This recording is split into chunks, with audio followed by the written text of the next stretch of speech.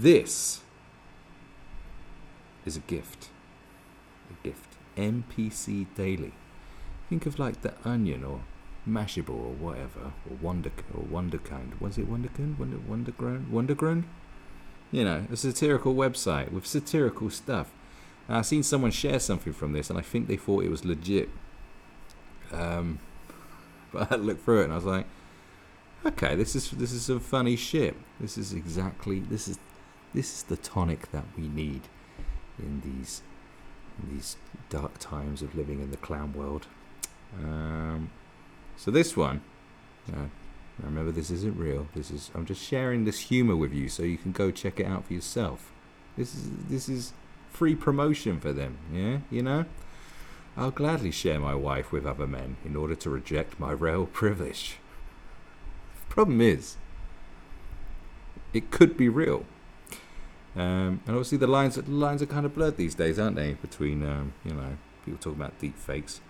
People are seeing like parodies, like that parody of Alexandra Ocasio-Cortez with that woman going, so, doing the fake interview thing, which is clearly a parody. This woman thought, no, this is some fake news hit piece on me. It's like, oh my God, you are mental. Or I've seen some people call her out and say she, she's fake dumb. Like she's read the 48 Laws of Power. She knows the art of seduction. Yeah, that could be the case, but here we go, look. Anyway, I'll gladly share my wife with other men in order to reject my male privilege. Are you man enough to share your wife with another person? Revolutionary way to reject male privilege. A new trend is taking the nation by storm. Liberal men from across the country are voluntarily stepping up to share their wives and girlfriends with other men in order to reject their male privilege. Women are not property, and men are starting to figure that out and take action. The institution of marriage is inherently sexist and misogynist.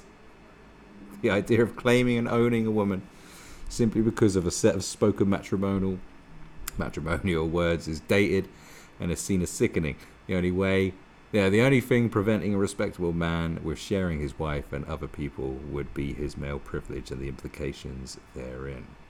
And we got some things here. Read, my toxic masculinity selfishly prevented me from sharing my wife with other men. Read, toxic masculinity at an all-time low after impactful Gillette ad released. We spoke with Corey Broslin. I wonder how they came up with that name. Don't know. San Diego State University graduate, about how he felt liberated after shedding his male privilege and toxic masculinity. The stunning bravery of progressive liberal men is astounding. It takes real woke awareness of one's own privilege and disproportionate advantages to step up and initiate and reciprocated open relationship. Women have been oppressed for far too long in this country. It's time to turn the tables to their favor.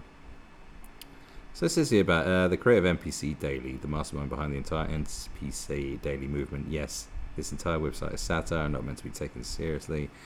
It's for fun. Chill. See about page for more details. Now that we got that taken care of, repeat after me. Orange man, the absolute worst. Fantastic. Let's go through what they. So they got these tabs. They got politics, a whole section devoted to Trump. Well, of course. Culture, hate crimes, gun violence, campus news. Well, hate crimes is, everyone loves a good hate crime, don't they? So that's my favourite. It's hate speech to call Ben Shapiro anything other than an alt-right white supremacist. Opinion, why it should be considered a hate crime not to experiment with same-sex partners. Vox Apocalypse, why it's a good thing that YouTube has stepped up to ban any and all forms of hate speech. Opinion, why Christianity should be banned and classified as an anti-Semitic hate group.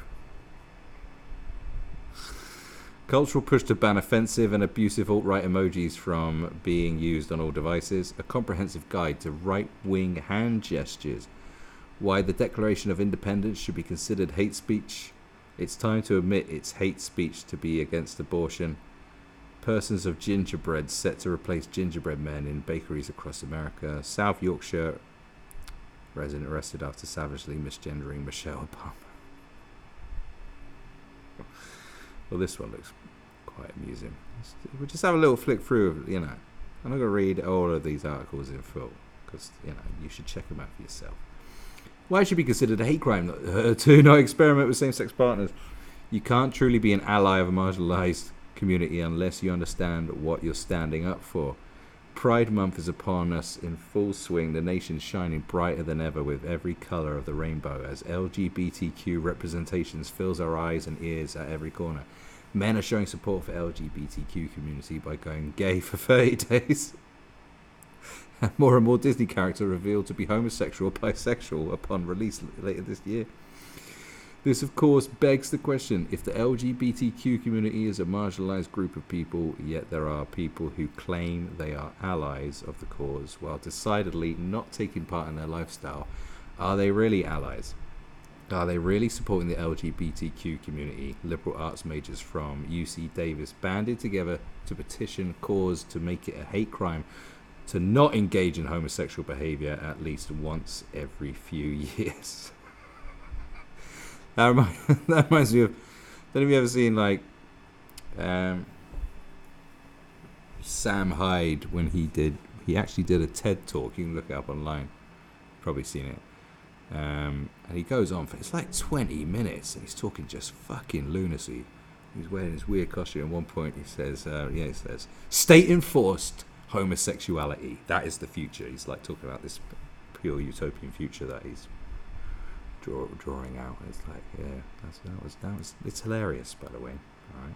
Perhaps if we label heterosexuality as a hate crime, just as conservatives have done to homosexuality, that would ease the stigma behind the LGBT community. Okay, so I'm not going to read it all. You can go finish it yourself. What else we got? Why Christianity? This is good. Why Christianity should be banned and classified as an anti-Semitic hate group, because it does blame the Jews for killing Jesus, doesn't it? In this time of turmoil and hatred in the US, should we be doing everything necessary to save the people of Jewish faith before another Holocaust happens? Many in the Jewish faith would agree pinning the crucifixion of the Christian Jesus Christ onto Jewish people is literally a hate crime, with the occurrence of hate crimes on the rise in the US, and especially the amount of Christians in our own US government. We should strongly consider taking cancel culture to the religious world and saying goodbye to Christianity for good. It is a well-established storyline in the Christian religion that Jewish people killed Jesus or influenced Roman soldiers to kill Jesus, and is the basis of most teachings at Christian churches. Teaching children from an early age of this inaccurate account is indoctrination on the harmless end and encouragement of persecution of Jews on the harmful end. It not only encourages young Christians to feel hatred at the Jewish people for killing their God's son, but also creates an avenue for retaliation with reason. It is, but the thing is, that one reads more like it's fucking real. That's like a deep troll. It's not as easy to see the humor in that one. What? AOC end of world countdown timer.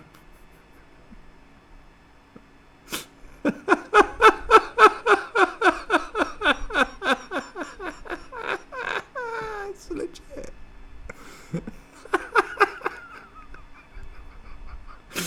Shocking revelation by Alexandra Ocasio-Cortez on January 21st, 2019. The world will end in 12 years because of climate change.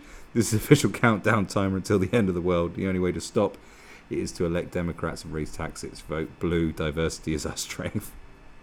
Fucking 4,234 total days. 17 hours, 16 minutes, 48, 47, 46 seconds. Time's running out, guys. We need to... Obviously, gun violence is... American shit, isn't it, really? There's only a few there. Campus news. Any juicy morsels in here? College liberals petitioned to have Alexandria Ocasio-Cortez on the $20 bill. College millennials are reporting PTSD from weaponized laughing face emoji used by the alt-right. College student denied right to abortion at university health clinic. I'm trying to get wealthy from my degree in gender studies, but conservatives won't give me their money. High school seniors selling drugs to raise money for Bernie Sanders' 2020 campaign.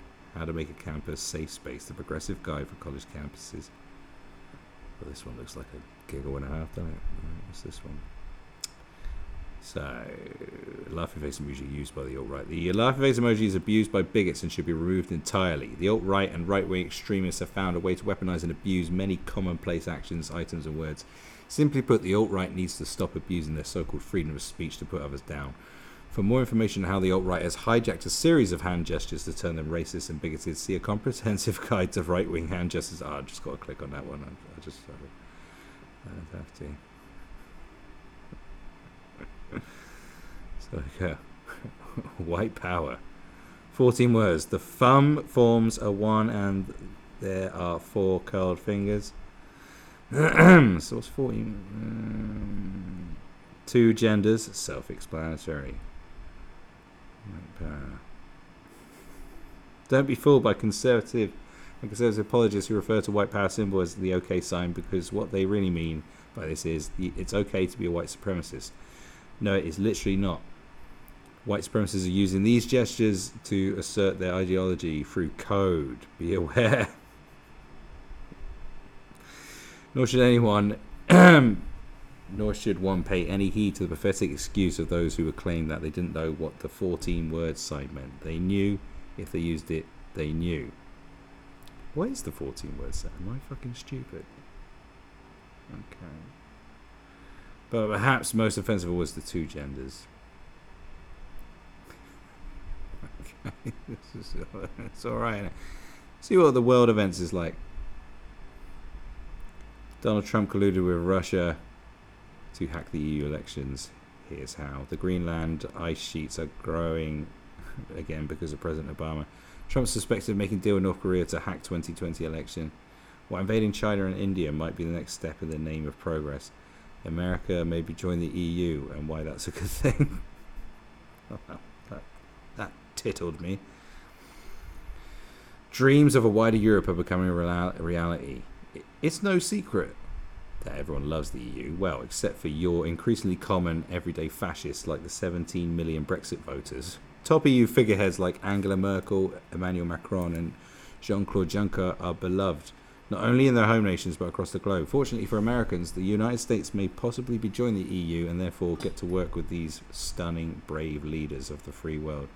NPC Daily journalist travelled to the EU headquarters in Brussels and was permitted to examine a written proposal detailing America's admittance into the European Union. This is a great call for celebration, as the wonderfully inclusive values of multiculturalism, diversity, and mass immigration will be spread to America, which may be a key to defeating the Trump regime. NPC Daily reporters managed to interview fierce European politician Guy Verhofstadt, who is in great favour of wider Europe.